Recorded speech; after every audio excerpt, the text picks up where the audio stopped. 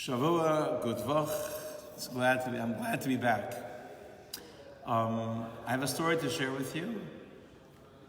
A lady named Mrs. Sarah Estulin miraculously managed to leave Russia in the late 60s. And she and her husband had a desire to travel to New York to see the Rebbe. And after traveling to Israel and living there, settling there, they made a trip to see the Rebbe. And while they were in the Rebbe's room, the Rebbe turned to Mrs. Estulin and said, now that you're in the free world and you're going back to Eretz Yisrael, I want you to involve yourself in reaching out to women and children, women and girls, to encourage them to light Shabbos candles. And Mrs. Estulin, who was a very good Russian speaker, but didn't speak much Hebrew, and she was a shy, more introverted person, she protested to the Rebbe and said, I'm not the right person, I don't speak the language, I don't know the way of the land, I won't be able to communicate, and in general I'm a quiet person. And the Rebbe reiterated that this is an obligation and it's important to do. And he said, if someone makes trouble, tell them you're coming in my name, you're speaking in my name. So she was inspired and she returned to Israel, and that very first Friday that she was back in Israel, she collected brochures with the blessings of the Shabbos candles and a bunch of candle holders and all kinds of stuff. And off she went to the nearest hospital to visit the people and see how she could cheer them up for Shabbos and give them candles. First room she walks into, she can barely open her mouth and say, would you like to? And the patient, an older lady, I won't mention how old is old, but she begins yelling at her in Russia that you religious Jews, you're all parasites, you're all the scum of the earth, you're all terrible people. And Mrs. Estulin was looking for the door to run out or to look for a hole to bury herself in. She was really, really overwhelmed. And all of a sudden she remembered the Rebbe said, if someone gives you trouble, tell them you're speaking in my name. So she said, the Lubavitcher Rebbe sent me here. And the lady in the middle of her tirade says, the Lubavitcher Rebbe? And she became quiet. And she motioned to Mrs. Estulin to come and sit down next to her bed. So she comes over to the bed and they begin to talk in Russian.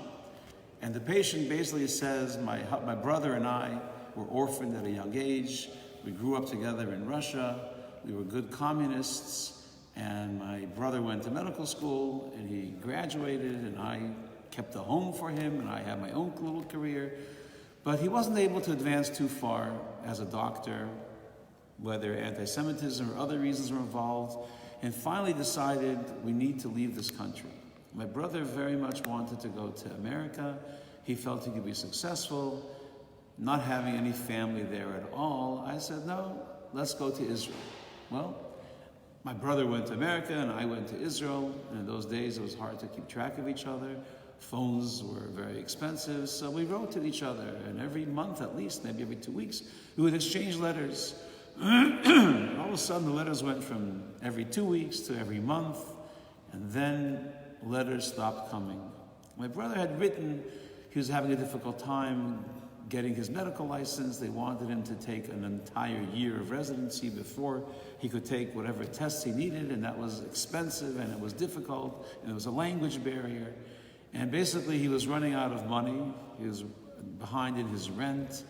The landlord was starting to throw him out. He was having a hard time surviving. And the letters, when they came, were very depressing. And all of a sudden, the letters stopped coming. I didn't know what to do. I couldn't get a hold of him. I had no number. I had no ways to reach him. And I was very nervous here in Israel. And then, after 2 or 3 months of no communication, a letter arrived. And my brother writes to me, my dear sister, the very fact you have a brother today is thanks to the Lubavitcher Rebbe.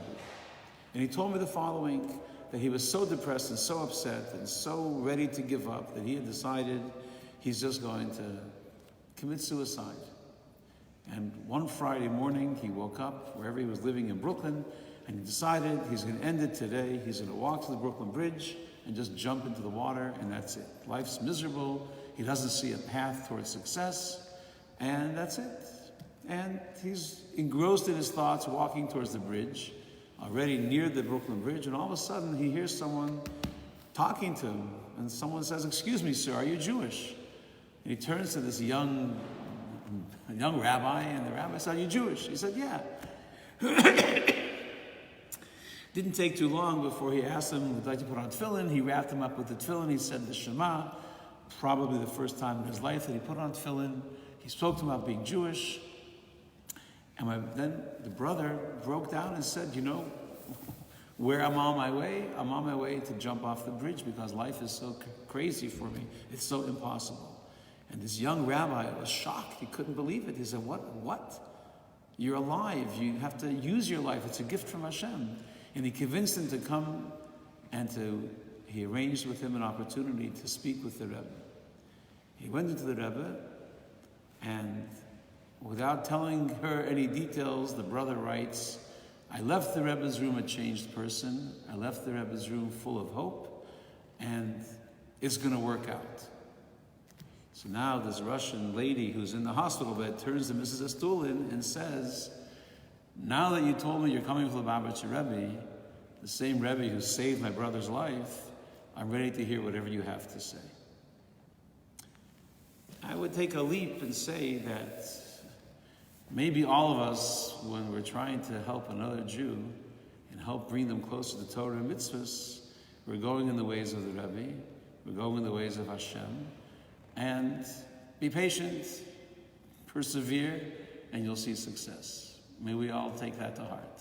Have a great week, great month, and an amazing Purim.